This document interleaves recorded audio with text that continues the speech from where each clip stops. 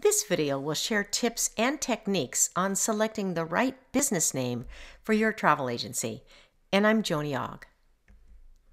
How important is the name you choose for your travel business? I would venture to say it is probably one of the most important decisions that you will make, and one that will live with you for many years to come. I guess it could be likened to naming a child. There are books, websites, and more resource information available for those choosing a baby name than imaginable. It is not just about the baby anymore, but there are sites and books about naming pets as well. It's a very important decision to choose a name as we live with it after it has been given, as does the recipient, or for the purposes of this article, the business. And in the travel industry, we have so many sexy options in choosing a name. Let's face it, travel is sexy. Travel's exciting and educational. It's intriguing, fun, exploratory, thrilling, adventuresome, luxurious, relaxing, and the list goes on and on. One would think choosing a name would be a pretty simple thing to do, but perhaps so many choices makes it an even harder decision to make. I've been doing some research lately on choosing business names, so let me share some tips that I've discovered. Some of these questions might help you with your decision, or perhaps will help you as you develop a new division of your travel business or look to expand your brand. Does it say what your business does? And is it authentic? Let's imagine I call my agency Joni's Cruises. Maybe I do sell cruises, but perhaps I also specialize in selling packages, groups, and maybe I'm very proficient at selling tours to Ireland. I would have to ask myself if just my name and the word cruises is really telling the prospective client what it is that I do. And what do you think? Is the name short so that it's easily remembered? Joni's Cruises, packages, group travel, and tours to Ireland. Well, I, for one, cannot even remember that one, so how would a client ever be able to do so? I need to shorten this name to be more memorable. Is it easy to pronounce? Travel Experiences Extraordinaire by Joni. Now, this is a tongue twister, and even I do not want to have to repeat it too often. I guess this one's not the right name either. Is it simple to spell, or will it require explanation to do so? Let's go back up to the Travel Experiences Extraordinaire by Joni. I had to use spell check just to spell extraordinaire, and then even my family members misspelled Joni, so perhaps it's not a good choice for a name based on the idea that is so difficult to spell. Does it shout why your travel business is distinctive? Now, if we go back up to the Joni's Cruises, or even any of the others noted before, they all miss on this bet. Nothing shouts out at me why anyone would think my business was distinctive. It sounds to me like I do everything everyone else might do. And how could I possibly be really good at doing everything effectively? Is it unique enough that it does not sound like a typical travel cliche? I'm not even going to go there with any of the above names I have selected. None are really unique, and they all sound like the same old, same old. Would it offend any prospects? I guess I can honestly say that the above choices probably would not offend anyone unless they hated to cruise or perhaps thought group travel was not for them. It might discourage them from choosing to contact me, though. Perhaps someone who really did not enjoy travel in Ireland might think they would not like me as an agent because I focus on that.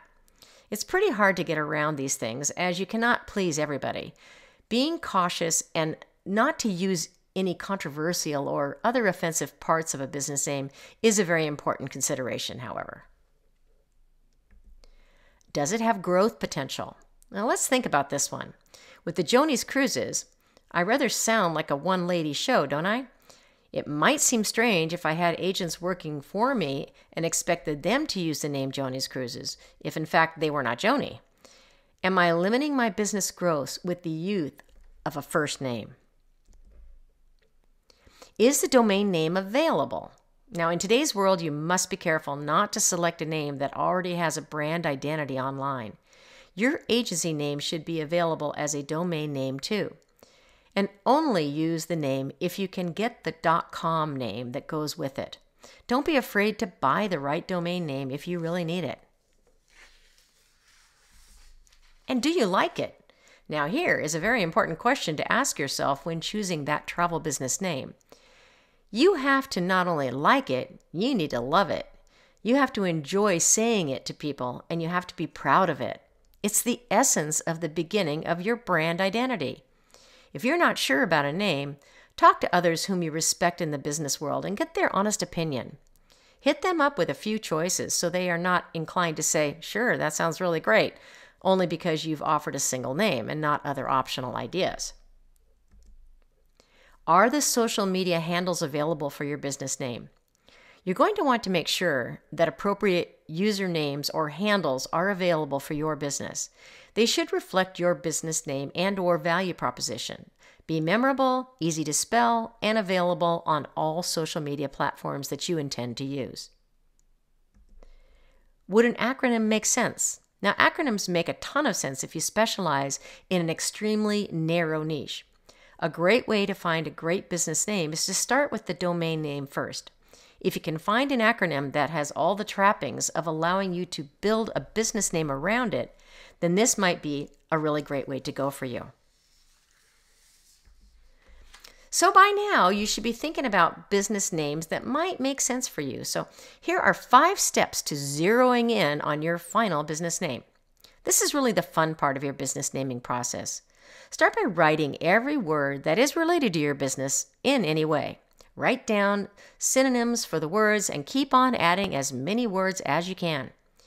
You want your business name to accurately convey your value proposition as concisely as possible. So use a thesaurus, continue to add words that relate to your business. Once you kind of run out of words to add, then start using one of the websites that will suggest business names based on your keywords. Here are a couple of them that you can look at. There's namesnack.com. It's a great site and considered to be the #1 business name generator. It's easy to use. Simply put keywords from your list of words into the dialog box, and they get up to 100 different relative business names for your consideration. The site also checks to see if the URL for each name is available or not. And then there's businessnamegenerator.com.